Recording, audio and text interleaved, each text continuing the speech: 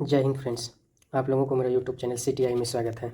आज मैं static GK लेके आया हूँ, जिसमें काफ़ी महत्वपूर्ण है और आप किसी भी एग्ज़ाम का तैयारी करते हैं तो उनके पॉइंट ऑफ व्यू से ये स्टैटिक जीके आप लोग के लिए काफ़ी अच्छे हैं और महत्वपूर्ण है। ठीक, चलिए फर्स्ट क्वेश्चन की तरफ बढ़ते हैं। फर्स्ट क्वेश्चन कह रहा है कि प्रथम स्वतंत्रता संग्राम में बल्लभगढ़ के निम्नलिखित राजाओं में से किसने दिल्ली में क्रांतिकारी सेना का नेतृत्व किया? तो कहाँ की बात कर रहा है? तो बल्लभगढ़। कहाँ की बात कर रहा है? बल्लभगढ़ सेना, बल्लभगढ़ के राजाओं में से। तो इसका सही आंसर क्या है? सही आंसर है राजा नाहर सिंह। इसका सही आंसर क्या है? राजा नाहर सिंह। ठीक, चलिए इसका एक्सप्लेन देख लेते हैं। कहता है राजा नाहर सिंह की सेना के कमांडरों गुलाब सिंह जय सैनी। कौन थी? गुलाब सिंह सैनी, भूरा सिंह वाल्मीकि ने अंग्रेजों के खिलाफ बल्लभगढ़ सेना का नेतृत्व किया। बल्लभगढ़ सेना से किसने किनकी राजा में? तो राजा नाहर सिंह की सेना। ठीक, चलिए नेक्स्ट क्वेश्चन की तरफ बढ़ते हैं। नेक्स्ट क्वेश्चन कह रहा है कि बिहार के पहले मुख्यमंत्री कौन थे? तो सबको पता होगा कि बिहार का पहला मुख्यमंत्री कौन थे? तो श्री कृष्ण सिंह। कौन थे? श्री कृष्ण सिंह। लेकिन चलिए देख लेते हैं, श्री कृष्ण सिंह है पहला मुख्यमंत्री। उसके बाद हम लोग ने इसका देख लेते हैं एक्सप्लेन में कह रहा कि श्री कृष्ण सिंह भारतीय राज्य के पहले मुख्यमंत्री थे। वे बसंतपुर पश्चिम निर्वाचन क्षेत्र से थे। श्री कृष्ण सिंह पहले मुख्यमंत्री बिहार के थे। इनके बारे में तो लगभग सबको पता है, लेकिन बिहार के दूसरे मुख्यमंत्री कौन थे इनके बारे में बात करेंगे कि दूसरे मुख्यमंत्री कौन थे। तो दीप नारायण सिंह। ध्यान में रखिएगा कौन थे? तो दीप नारायण सिंह। कौन थे? तो दीप नारायण सिंह। ठीक, चलिए नेक्स्ट क्वेश्चन है। नेक्स्ट क्वेश्चन क्या कर रहा है? नेक्स्ट क्वेश्चन कह रहा है कि भारतीय रेलवे में जो खान पान एवं पर्यटन निगम लिमिटेड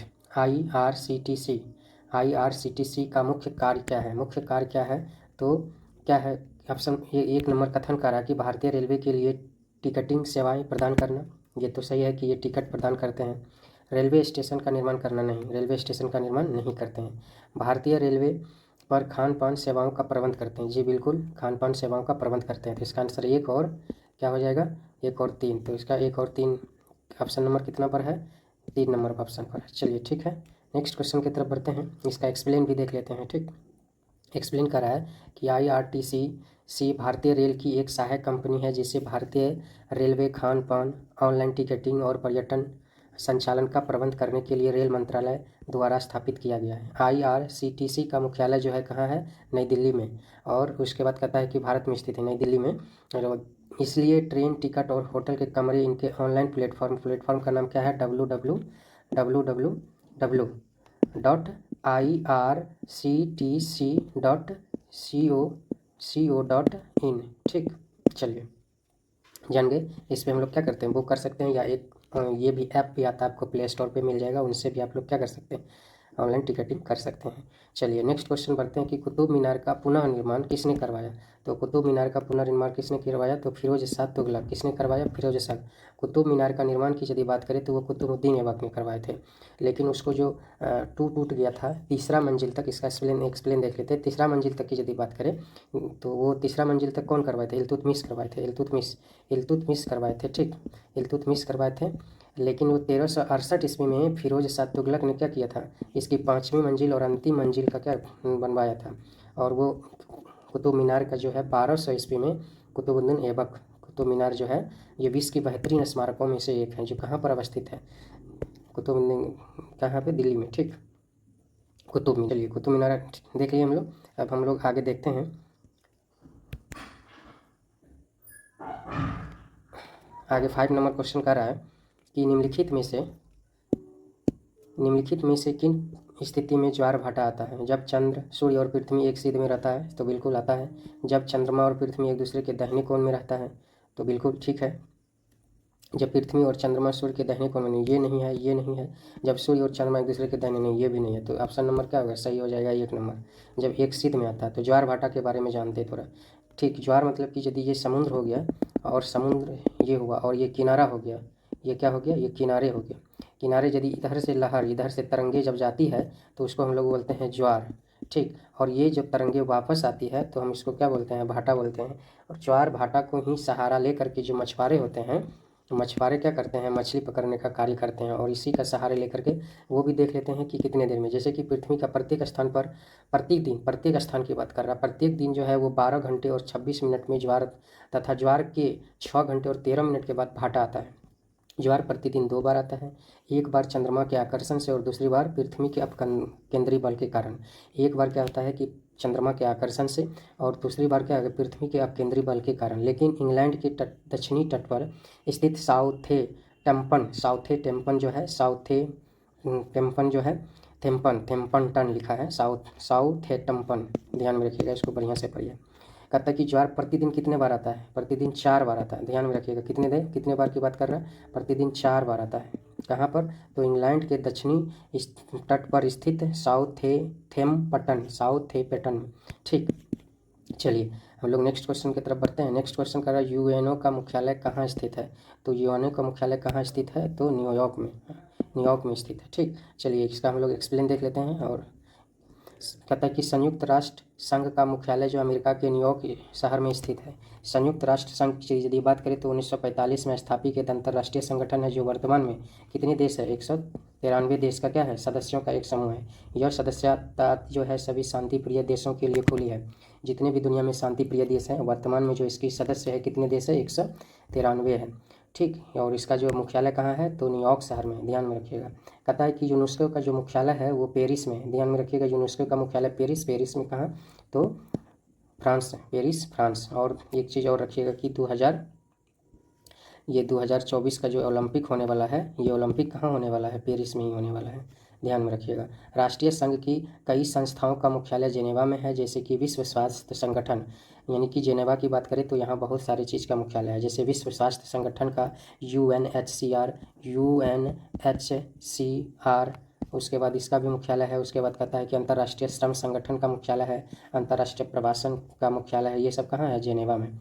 और रोम जो है ना, रोम इटली का क्या है? राजधानी है। इटली की बात करें तो अभी जो है 13 जून से लेकर के जो 15 जून तक क्या हुआ था वहाँ पर 50वां यानी कि G7 का क्या होता है? समिट हुआ था, शिखर सम्मेलन हुआ था, जिसमें भारत G7 का क्या है? सदस्य नहीं है, लेकिन ये आमंत्रित किया गया था इटली के प्रधानमंत्री जो जॉर्जिया मेलोनी है उनके द्वारा। ठीक, उसमें 7 क्या है? G7 में 7 सदस्य देश हैं, 12 जो है ना, 12 देश को और 5 अंतर्राष्ट्रीय संगठन को क्या आमंत्रित किया था। चलिए हम लोग आगे देखते हैं।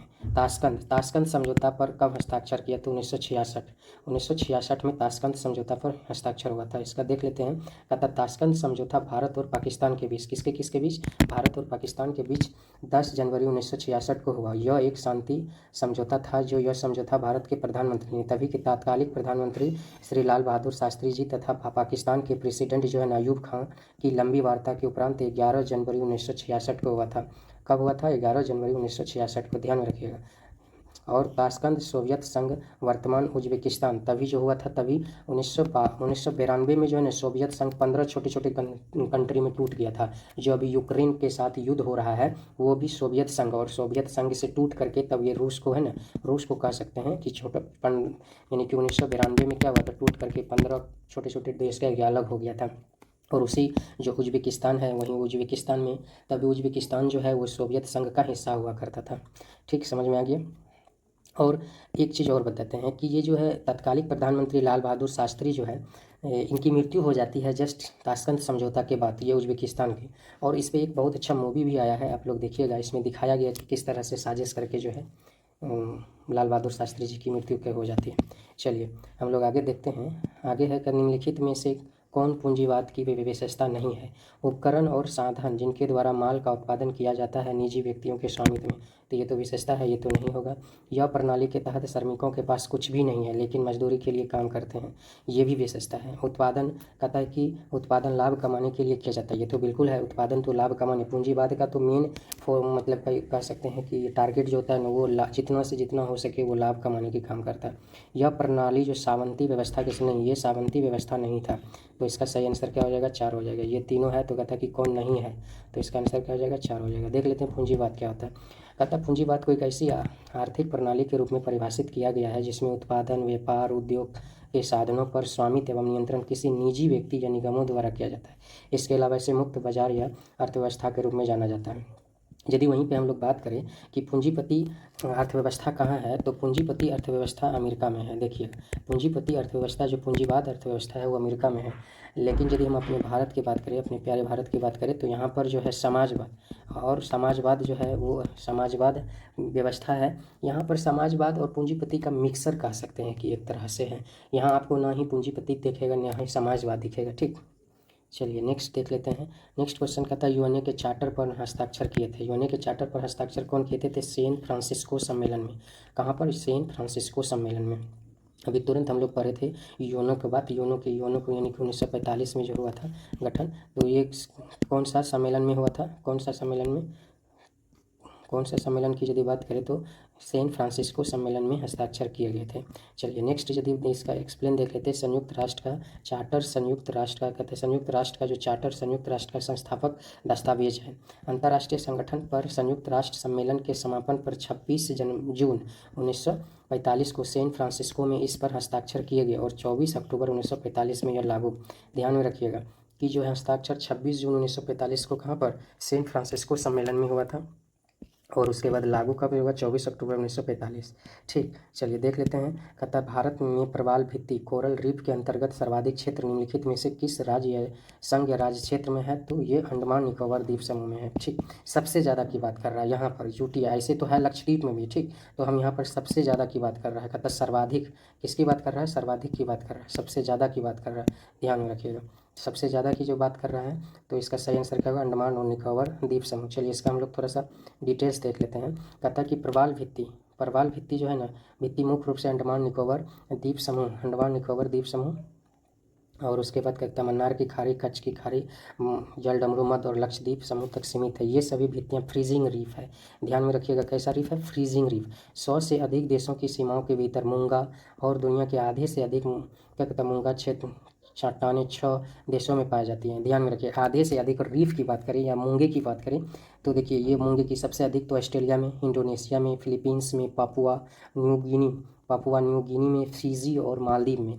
ऑस्ट्रेलिया के पूर्वी तट पर स्थित ग्रेट बैरियर रीफ जो है वे दुनिया की सबसे बड़ी और प्रमुख अवरोधक प्रवाल भित्ति है। यह ऑस्ट्रेलिया के क्वींसलैंड के पूर्वी क्या कहता है उत्तर पूर्वी तट के समानांतर 1200 मील तक फैली हुई है। कितना मील तक? 1200 मील तक। भूमध्य रेखा के 30 डिग्री क्षेत्र तक, ध्यान में रखिएगा, भूमध्य रेखा के 30 डिग्री क्षेत्र तक क्या है? विश्व की पाए जाने वाली कुल प्रवाल का लगभग 30%, 30 डिग्री के क्षेत्र तक 30% हिस्से में दक्षिणी पूर्व एशिया क्षेत्र पाए जाते हैं। यहाँ प्रवाल दक्षिणी फिलीपींस से पूर्वी इंडोनेशिया और पश्चिमी न्यू गिनी तक फैला हुआ है। ठीक, समझ में आ गया? इसी तरह का 10 क्वेश्चन लेकर के हम स्टैटिक जीके में आएंगे। यदि आप लोग ये पूरा वीडियो देख लिए हैं तो यदि आप लोग सब्सक्राइब कर सकते हैं, और सब्सक्राइब यदि कर लिए हैं, वीडियो अच्छा लगा तो लाइक भी कर दीजिए। ठीक, जय हिंद, थैंक यू।